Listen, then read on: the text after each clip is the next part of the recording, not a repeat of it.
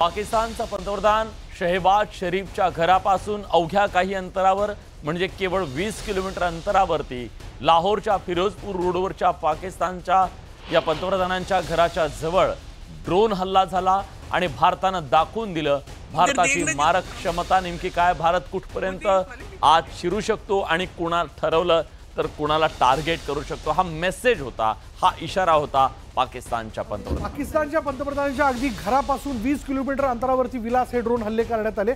पण ठरवलं असतं तर अधिक 20 किलोमीटर आपण पुढेही जाऊ शकलो असतो। ही तितकंच पण विशाल याच्यामध्ये असं झालं की पाकच्या पंतप्रधानांना तळ शोधावा लागला, सुरक्षित ठिकाणी हलवावं लागलं आणि जी दहशत निर्माण झालेली आहे त्यांच्या मनामध्ये, हे जे सगळे दहशतवादी होते त्यांच्या मनामध्ये आणि मुल्ला मुनीर जो त्यांचा संरक्षणाचा सगळा मेन कणा आहे, जो आता लीडर आहे पाकिस्तानचा, स्वतःला सुभेदार समजतो हो, आणि त्याच्या सुद्धा मनामध्ये आता भीतीचं काहूर आहे। तर पाकिस्तानचा लष्कर प्रमुख जनरल असीम मुनीरची उचलबांगडी होण्याची शक्यता आहे, कारण पाकिस्तानच्या सैन्यात असीम मुनीर विरोधात बंडाळी समोर आली आहे। लष्करातील काही वरिष्ठ अधिकारी त्याच्या राजीनाम्याची मागणी करतायत, त्यामुळे पाकिस्तान लष्करात खांदेपालट होण्याची शक्यता आहे। तर असीम मुनीरच्या जागी लेफ्टनंट जनरल साहिर शमशाद मिर्झा पाकिस्तानचा नवा लष्कर प्रमुख म्हणून नियुक्त होण्याची शक्यता आहे। विशाल,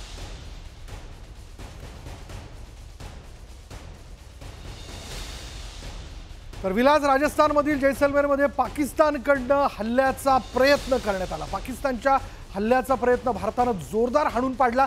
भारतानं पाकिस्तानचे ड्रोन पाडलेत आणि या पाकिस्तानच्या हवाई ड्रोन हल्ल्याची दृश्य न्यूज 18 लोकमतच्या कॅमेऱ्यात कैद झाली आहेत। तर पाकचे ड्रोन पाडतानाचे आमचे प्रतिनिधी त्या ठिकाणी उपस्थित होते, त्यांनी या संदर्भातला आढावा घेतला।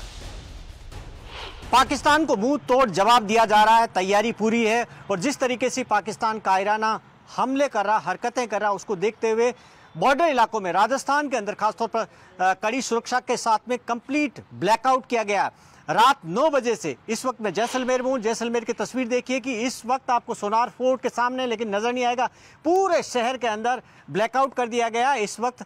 और अब ये सुबह 4 बजे तक रहेगा। सिर्फ जैसलमेर ही नहीं, बाड़मेर, बीकानेर, श्रीगंगानगर, फलोदी और जोधपुर के अंदर भी ब्लैकआउट रहेगा, जिससे कि दुश्मन किसी तरीके का यहाँ पर हमला करने की हिम्मत नहीं कर पाए। और इसके अलावा खास तौर पर आप देखिए कि किस तरीके से, ये देखिए कि यहाँ जो जिस तरीके से नजर आ रहे हैं, यहाँ पर ये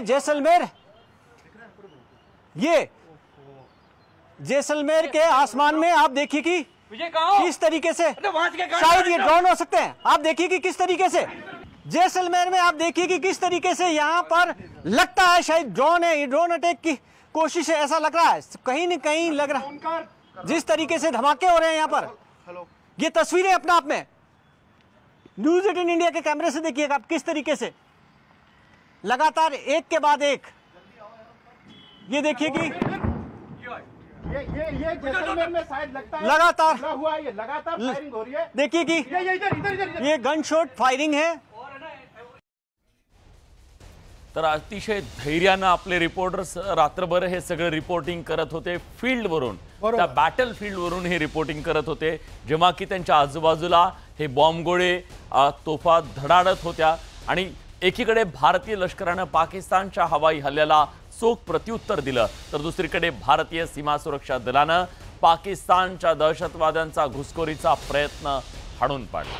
जम्मू काश्मीरच्या सांबा सेक्टरमध्ये पाकिस्तानी दहशतवादींना रात्रीच्या सुमारास घुसखोरी करण्याचा नापाक प्रयत्न केला। मात्र भारताच्या सीमा सुरक्षा दलाच्या जवानांनी केलेल्या कारवाईत अनेक दहशतवादी ठार झाल्याची माहिती सूत्रांनी दिली आहे। त्याच्यामुळे एकीकडे हवाई हल्ले अपयशी ठरले, दुसरीकडे जमिनी स्तरावरती LOC वरती जोरदार त्यांनी शेलिंग केलं, तर तिसरीकडे दहशतवादी देखील घुसवण्याचा त्यांचा प्रयत्न होता, पण तो देखील भारतीय सैन्यानं हाणून पाडला। पाकिस्तानने सीमा भागात आगळीक केली आहे। या आगळीकीला भारतानं जोरदार प्रत्युत्तर दिलं। पाकिस्तानकडून कुपवाडामध्ये मोठ्या प्रमाणात गोळीबार करण्यात आला। जम्मू काश्मीरच्या अखनूर आणि राजौरी भागात पाकिस्तानकडून गोळीबार करण्यात आला आणि भारताकडूनही या हल्ल्याला जोरदार प्रत्युत्तर दिलं गेलं। आणि यातनं पुन्हा एकदा भारतीय सैन्यानं हे चोखपणे सांगितलेलं आहे, सनसनीत चपराक दिलेली आहे पाकिस्तानच्या चेहऱ्यावरती की आम्ही तुम्ही केलेल्या कोणत्याही हल्ल्याला घाबरत नाही आणि ठामपणे उभं राहून आम्ही त्याला उत्तर देऊ शकतो आणि पाकिस्तानला देखील हे कळालं असावं. किती प्रयत्न केला तरी आपण यशस्वी होऊ शकत नाही. भारताच्या हल्ल्यानंतर आता पाकिस्तानचे तुकडे पडणार हे जवळपास निश्चित दिसतंय. त्याचं कारण आहे बलुचिस्तानमध्ये तिथल्या लिबरेशन आर्मीनं आता उचल खाल्लेली आहे. पाकिस्तानच्या सैन्याच्या चौक्यांवरती त्यांनी हल्ले करायला सुरुवात केली आहे. तसंच गॅस फील्डवर त्यांनी हल्ला केला. ही घटना म्हणजे बलुचिस्तानच्या स्वातंत्र्याकडे टाकलेलं एक महत्त्वाचं पाऊल मानलं जात आहे. पाकिस्तानच्या कुरापतीला उत्तर देताना भारताने आक्रमक भूमिका घेत पाकिस्तानवर हल्ला केला. लष्कर, नौदल आणि वायुदलाने संयुक्त कारवाई करत पाकिस्तानला तूर्त नामोहरण केलेलं आहे आणि त्यामुळे पाकिस्तान कोंडीत सापडलेला असताना बलुचिस्तानमध्ये ही बंडखोरांनी तोंड वर काढलंय. त्यामुळे या सगळ्या चहूबाजूने वेढलेल्या पाकिस्तानमध्ये स्वतंत्र बलुचिस्तानची मागणी जी आहे ती या हल्ल्याच्या माध्यमातून पुन्हा एकदा प्रभावीपणे बलूच लिबरेशन आर्मी मांडताना दिसते.